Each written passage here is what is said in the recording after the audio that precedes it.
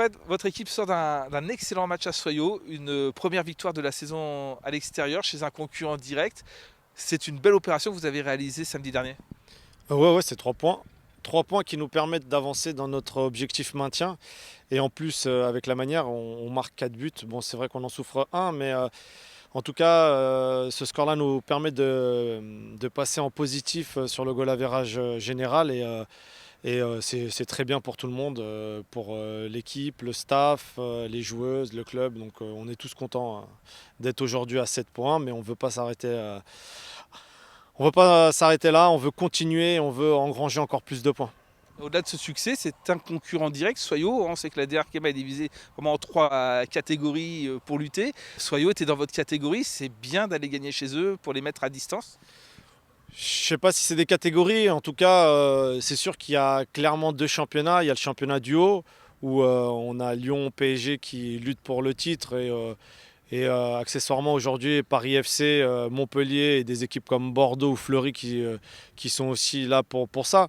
Et après, il y a une autre moitié de championnat qui est là pour le maintien, et c'est vrai que Soyo est plus dans notre moitié à nous. Maintenant, ouais, on gagne, donc on distance un concurrent direct à ce maintien-là. Mais nous, on compte que sur nous, donc on veut engranger, comme je te l'ai dit, le maximum de points. Qu'est-ce que vous pensez de l'attitude de vos joueuses? Elles ont sorti un réel exploit il y a 3 semaines contre le PSG. Là, elles ont réussi à garder la tête froide, à aller gagner à Soyaux. L'état d'esprit, vu l'extérieur, semble bon. Il l'est. Parfois, faut remettre les pendules à l'heure à l'entraînement parce que elles ont quand même leur caractère. Mais c'est vrai que quand la compétition arrive, j'ai des vraies compétitrices et j'ai un groupe qui est soudé et c'est ce qui nous a permis aussi de monter l'année dernière. De toutes les manières, cet état d'esprit-là. Et cette année, on le retrouve même avec les nouvelles.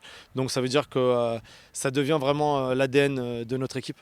Et qu'est-ce qui fait que cette équipe se débrouille si bien en DRK? On a connu un hack il y a 2 ans bien plus en difficulté avec des joueuses dites plus expérimentées. Aujourd'hui, vous avez des joueuses qui, pour la plupart, ont été cherchées en D2, qui ont un vécu en D1, mais qui ont, ces dernières années, été en D2. Aujourd'hui, jouent parfaitement leur rôle à l'échelon supérieur.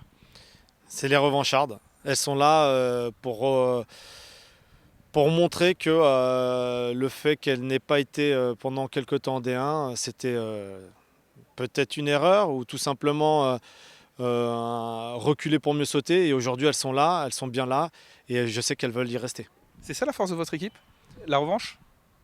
Les revanchardes, c'est comme ça qu'on s'est appelé, ou plutôt qu'elles se sont appelées, puisque moi je suis complètement nouveau là-dedans.